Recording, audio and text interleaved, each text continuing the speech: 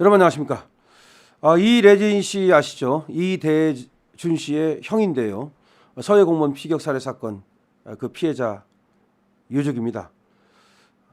지금 SNS에 글을 실었는데요. 정말 절절합니다. 분노와 결의에 찬 애국 시민 여러분, 그리고 청년 애국자 여러분. 저는 지난 광화문 집회 나갔다가 온 후로 건강이 급격히 안 좋아져 아무런 활동을 못하고 있지만 자금의 상황에 도저히 참을 수 없는 분노와 사법의 망나니 춤에 여러분들과 함께 미력하지만 싸우고자 합니다.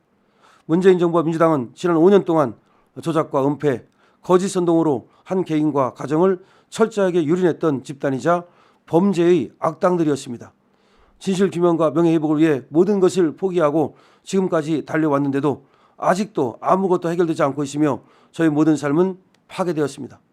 저는 굴하지 않고 싸울 것이며 싸워왔습니다.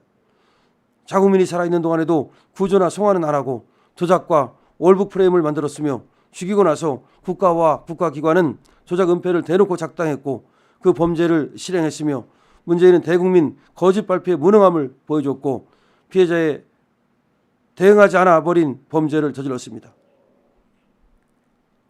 민주당은 호남인이 같은 편이라고 해유 협박을 했던 끔찍한 악마의 집단이었고 지속해서 조작과 은폐 선동을 해왔습니다.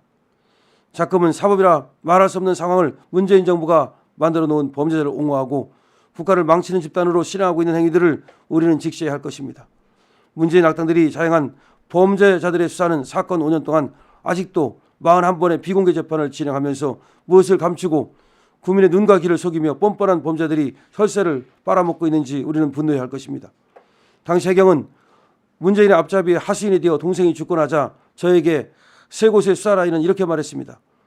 느닷없이 평소 북한을 동경했느냐, 월북과 북한에 관련된 말을 했느냐, 불온서적을 본 적이 있느냐라고 묻길래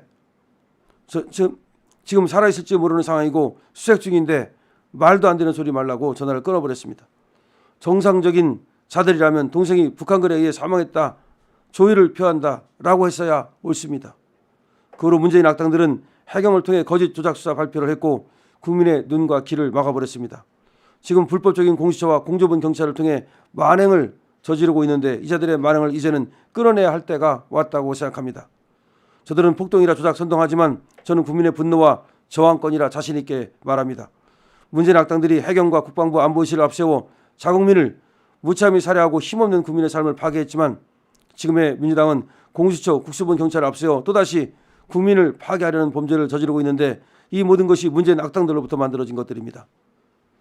국민은 국민을 위해 해야 할 일과 할 수 있는 것들을 해야 하는데 공수처, 국수본, 경찰 조직을 전면 개편하고 탄핵해야 할 것입니다.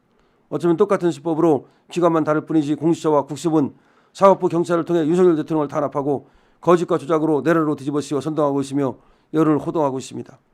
저희 동생에게는 자신 월북 프레임을 뒤집어 씌워 조작, 은폐, 거짓으로 잘못된 기관을 동원하여 거짓 선동했고 협박을 하였습니다. 지금은 내란죄라는 말도 안 되는 프레임을 씌워놓고 몰아가는 상황이 유사합니다. 또다시 청년들에게 폭력 집회라는 말도 안 되는 프레임을 씌우려 하고 있습니다. 그럼 너희들은 잘하고 있었는지 묻습니다. 국가의 공권력이 국민의 생명과 안전을 먼저 지켰는지 답해야 할 것입니다.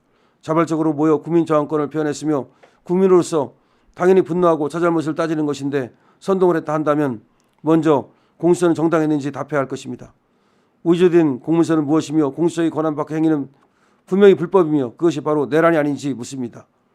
폭력에 정당성이 없다고 말하기 전에 공수처의 불법적 수사와 행포 또한 정당성을 따져야 할 것입니다. 공정과 상식을 벗어나 국가의 기능을 망치는 행위에 헌법이 불법을 저지르며 짓밟는 참담함에 국가의 공권력은 정당했는지 국민 앞에 똑같은 잣대로 심판해야 할 것입니다. 헌법의 유린을 누가 먼저 했는지 우리는 똑똑히 알고 있습니다. 공수처와 국수본, 경찰을 앞세워 사법이 무너지고 조작과 거짓 선동에 유린당하는 자유대한민국의 미래를 걱정하는 애국적 국민과 애국적 청년들의 울분과 항변에도 불법을 자행하는 참담한 현실에 우리가 무엇을 해야 할지 의지가 명확해졌습니다. 국민을 무시한 사법부의 만행과 공수처의 내란 행위는 도저히 용서할 수 없는 진실이 돼가고 있습니다. 윤석열 대통령의 비상계엄은 국민적 계몽운동으로서 승화되었고 자유대한민국을 지키는 수호자가 되어서 국가의 존재 이유를 확실하게 가져가야 합니다. 2030 청년의 변화는 자유와 정의, 주권이 제대로 되어야 한다는 믿음이 강했기에 시대적 역사를 만들어가는 것입니다. 지금 우리가 제대로 알아야 할 것은 흔들림 없는 제대로 된 국가를 지키는 것입니다. 이미 망가진 국가 시스템을 복원하려면 정의와 질서를 위해 흔들리지 말아야 합니다. 지난 5년 동안 외침이 그리고 지금의 외침이 빛을 발하려면 묵묵히 흔들림 없이 가야 합니다. 시위 현장에 경찰이 과잉 진압의 사례는 임산부를 함부로 끌고 가는 경찰, 연세 있는 분을 땅바닥에 팽개치는 경찰, 젊은 여성분을 보호하지 않고 다수의 남성 경찰이 과잉 진압하는 과정들 또한 파면 또는 적법한 조치가 있어야 할 것입니다. 반말하며 도발하는 경찰들도 있었고 이유 없이 가만히 있는 삼각대를 발로 차며 지나가는 경찰이 과연 경찰인지 묻습니다. 경찰이 이래도 되는 거야?